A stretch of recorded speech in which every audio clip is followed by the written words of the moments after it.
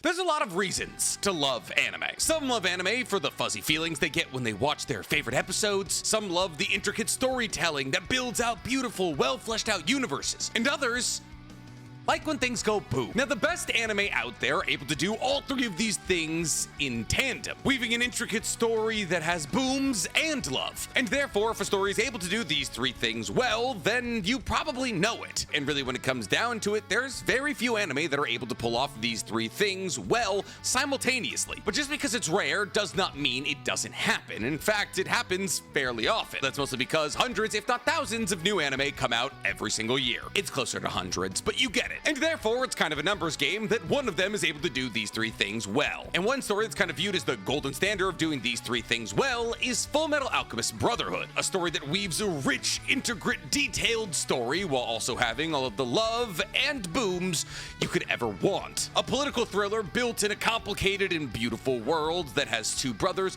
trying to help each other through some of their darkest times, with some incredibly well animated fights between characters with intricate and dynamic powers who all are singularly motivated in ways that we find very intriguing. And that's why Fullmetal Alchemist Brotherhood is considered to be one of the most successful anime of all time. However, I'd be kind of lying to you if I said that the reason you need to watch Fullmetal Alchemist Brotherhood is the alchemy. Now, I'm not saying that the alchemy isn't an incredible part of Fullmetal Alchemist. It very obviously is. But when it comes down to it, the real reasons that somebody watches Fullmetal Alchemist Brotherhood is because of the political storytelling, the relationships between Ed and Al, and the complexity of the villains that are introduced during the scope of the entire story. However, the alchemy is still pretty cool. See, alchemy, when you boil it down, is one of the simplest power systems in all of modern day anime. Everything abides by the law of equivalent exchange, you can't do human transmutation, and the Philosopher's Stone allows you to break all rules. Sprinkle in some information about the gate, truth, and rebounds, and you basically have the entire power system. The simple power system isn't a bad power system, and there's a lot of modern day manga artists who could learn that lesson, because a simple power system is not only easy to figure out and understand, but also easy to stack up against itself. That is to say, if you were to sit down and,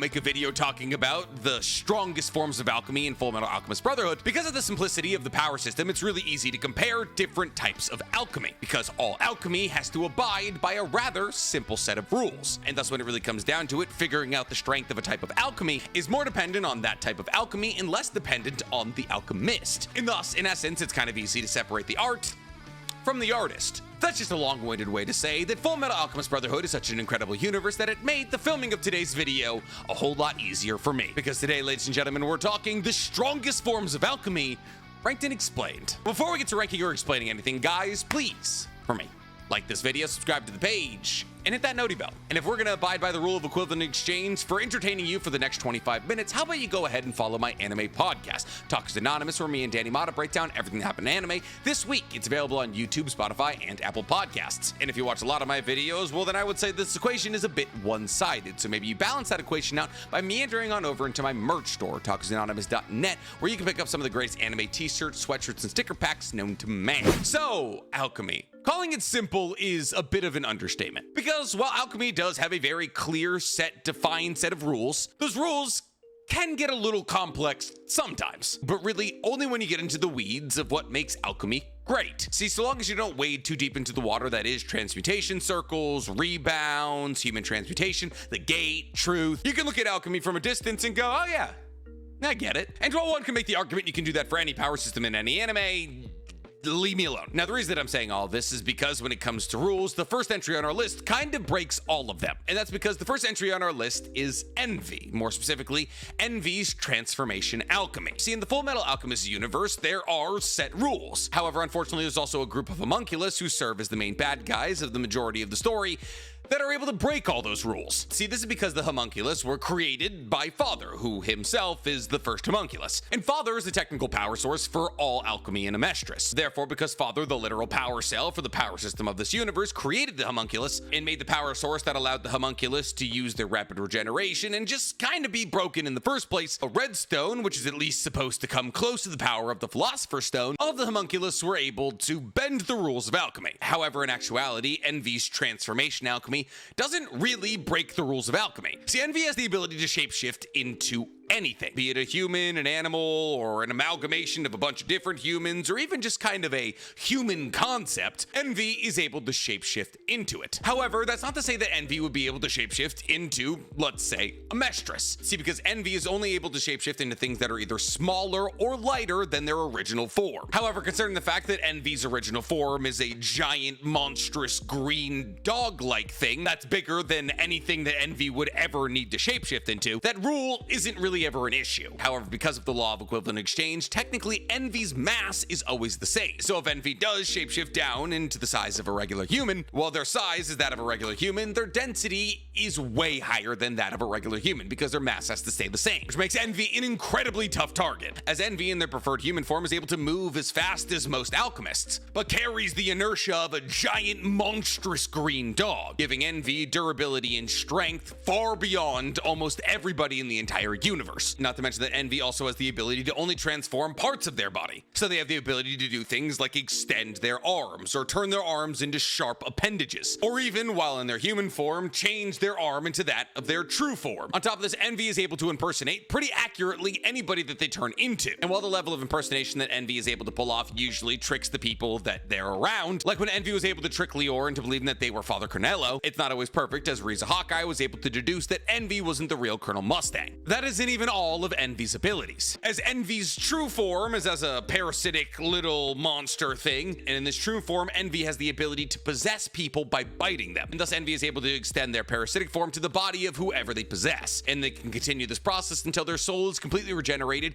with the energy stolen from these new hosts. So when it comes down to it, Envy's alchemy is kind of broken, but it does still abide by the rules of alchemy, so that's good. But because Envy's impersonations are privy to how well they know the person that they're impersonating, and because applying alchemy to parts of your body isn't something specific to only Envy, really when it comes down to it, the most important thing that Envy can do with the transformation alchemy is turning back into their true form, which, while powerful, just gave Colonel Mustang a bigger target. So it's gonna be on the bottom of the list, just below our number 8 entry, because coming up at number 8, we have Armstrong Alchemy. Now, Armstrong Alchemy is unique. It's a form of combat alchemy that's dependent on smashing two gauntlets together. And apparently these alchemical practices have been passed down through the Armstrong family for generations. Because for as long as the Armstrongs have been around, apparently they've been very strong. Now we know this because Armstrong alchemy is heavily dependent on being insanely strong, as at its core it mixes alchemical prowess with physical strength. Now Armstrong alchemy is heavily dependent on these metal gauntlets, because on each of these metal gauntlets is a transmutation circle, and thus whenever a user of Armstrong alchemy strikes something, they're able to transmute said thing, and thus all of Alex Armstrong's alchemy is dependent on him punching things and then changing those things as he punches them. And because everything is transferable in alchemy, the kinetic energy delivered to walls, floors, pillars can also be converted into alchemical energy, which allows Armstrong alchemy to be one of the faster forms of alchemy, because the kinetic energy punched into a surface superspeeds the process of turning that thing into another thing, which is why Armstrong alchemy is the fastest form of alchemy in the entirety of the Fullmetal Alchemist universe. On top of this, this alchemy is proved to be incredibly strong, as the spikes generated from Armstrong's alchemy were able to tear through the homunculus Sloth's body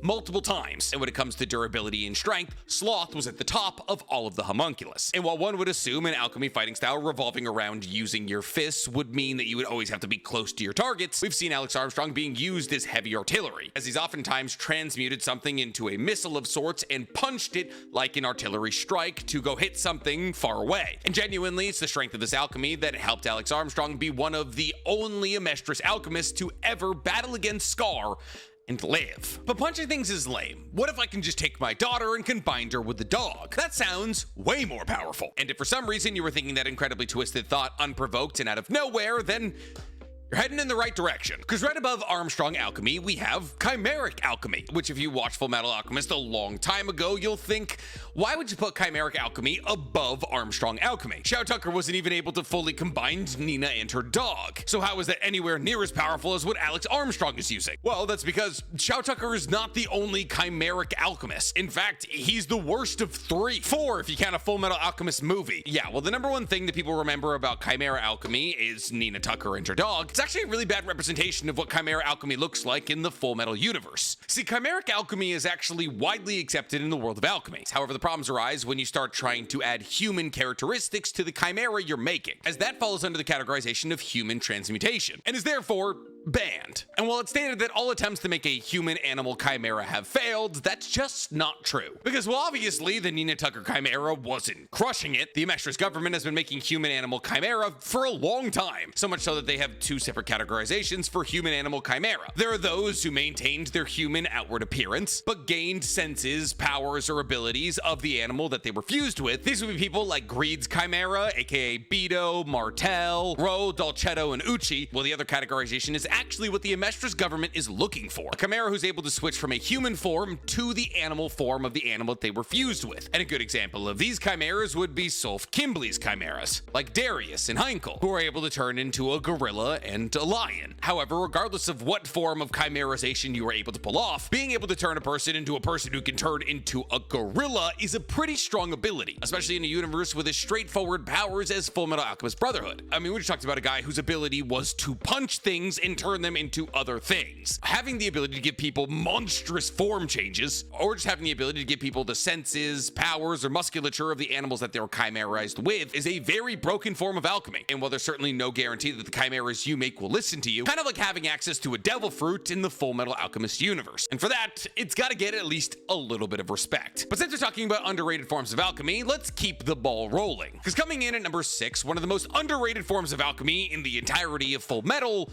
soul binding alchemy, also known as blood rune. Now, this is an alchemical technique used to bind somebody's soul to an inanimate object. However, that inanimate object has to be metal. Now, the reason that inanimate object has to be metal is because the blood in the iron needs to bind to the iron in the metal, which forms a symbiosis between the blood rune and the metal that it's on. And while usually all that's required here is a blood rune and some metal, that's usually a suit of armor. If the soul that you're trying to bind to this piece of metal is in the gate, then the person trying to bind the soul to the piece of metal has to give up a piece of their body to get that soul out of the gate. And this is why Ed had to give up either his leg or his arm. I don't remember which. And it's because Al lost his entire body while trying to get their mother to come back to life, and therefore his entire soul was in the gate. Now, just for the sheer fact that this technically gives you the ability to bring the dead back to life, it also makes an insanely strong warrior if used correctly. See, a soul bound to an inanimate object feels no pain, no hunger, and no fatigue. Meaning if hypothetically you wanted a soldier who would never get tired, would never need to eat, and could fight forever,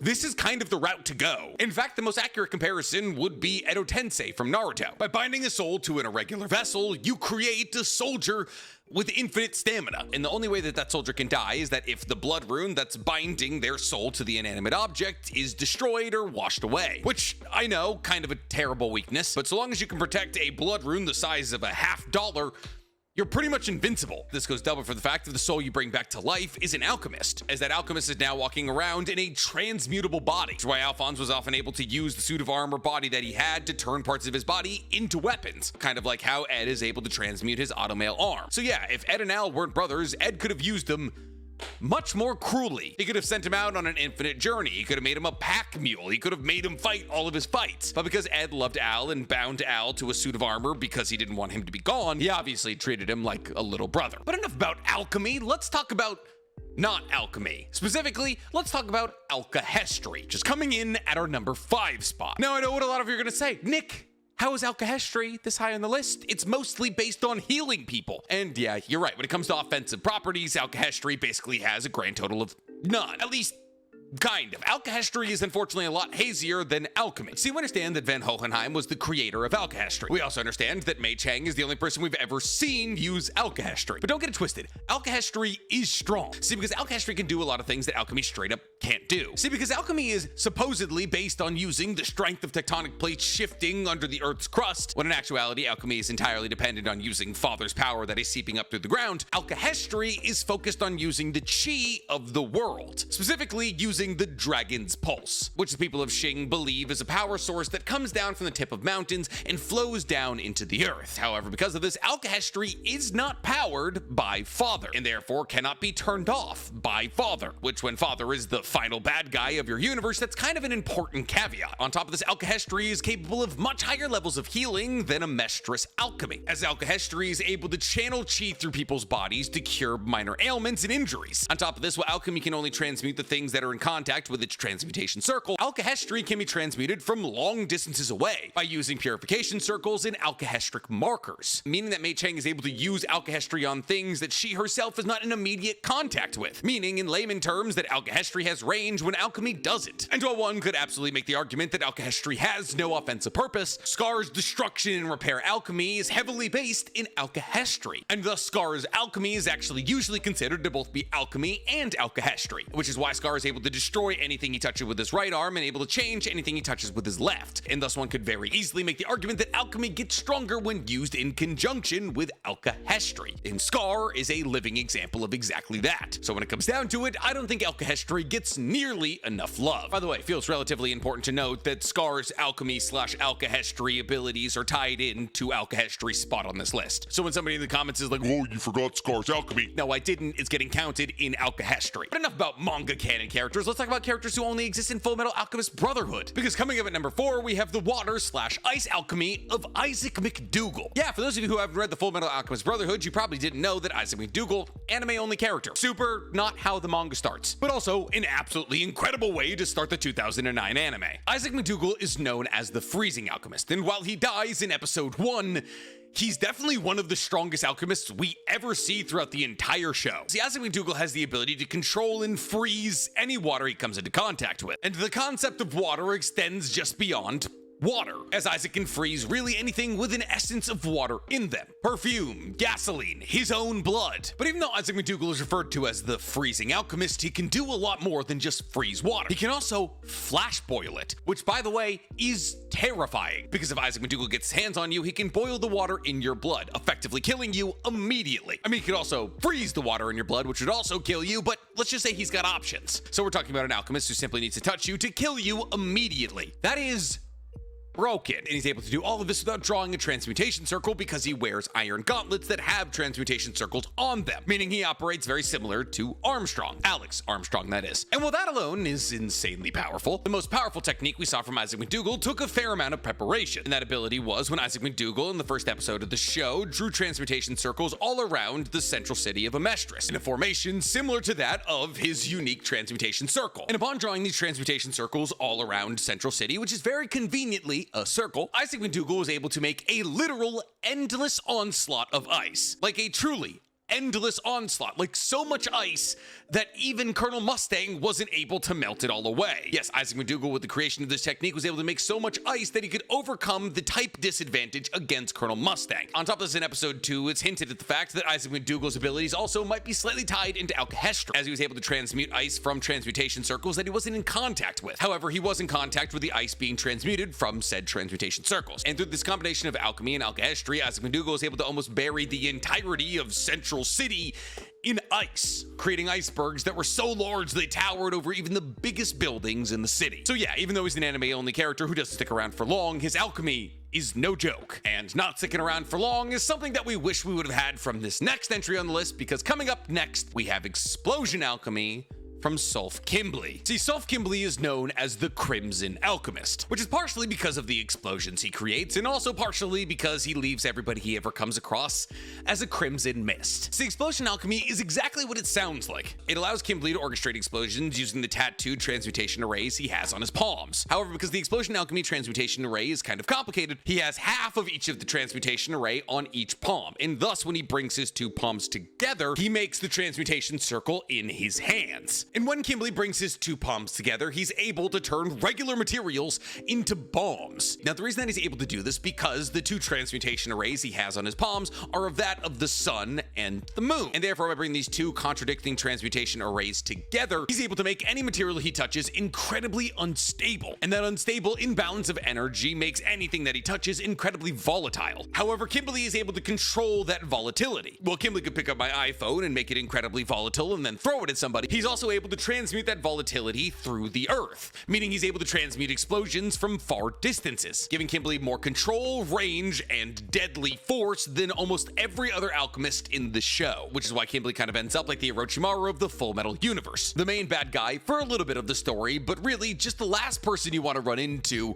for the entire story. And that becomes doubly true when Kimberly gets his grimy little hands on the Philosopher Stone, as after Kimberly acquires the Philosopher Stone, he's able to make much larger explosions. On top of this, he no longer has to use both hands. So, cut his hands off. That's my official stance. But bombs are just a vehicle to get to flames. Why don't we just skip the middleman and go straight to flames? Which is what we're going to be doing with the second entry on this list, because coming up at number 2, we have Flame Alchemy. And let's be real, you knew it was going to be pretty high on the list. See, Flame Alchemy by itself is incredibly powerful. However, in the hands of Roy Mustang, it is a deadly weapon. See, because while Roy Mustang does wield an incredibly powerful form of alchemy, he also, outside of the confines of flame alchemy, is just a fantastic alchemist, being one of the most well-versed people in standard transmutation, experimental theory, and biological alchemy. Really, when it comes down to it, Roy Mustang knows about as much as he possibly could about alchemy, which allows him to use flame alchemy at the highest possible level. And Roy Mustang, like so many other people on this list, does not use transmutation circles, or at least doesn't need to draw transmutation circles every single time he wants to use his ability. Mostly because that's super inconvenient and wouldn't be fun from an anime perspective. Oh, Roy Mustang, like so many other people on this list, has transmutation circles on the gloves that he wears that allow him to use his flame alchemy. However, his gloves also play a pretty crucial role in the flame alchemy, as Colonel Mustang's gloves are made out of something known as pyrotex, or ignition cloth, and thus every single time that Roy Mustang snaps, a spark is created, and he's able to take that spark and use it for flame alchemy. Since Colonel Mustang's flame alchemy is actually more dependent on modifying the amount of oxygen in the air and less on modifying the flame itself, one spark is all he needs. And therefore, by modifying how much oxygen is in certain parts of his surrounding, he's able to make explosions or lines of fire. See, because let's say hypothetically, I wanted to light my own camera lens on fire for some reason. If I made a tunnel of pure oxygen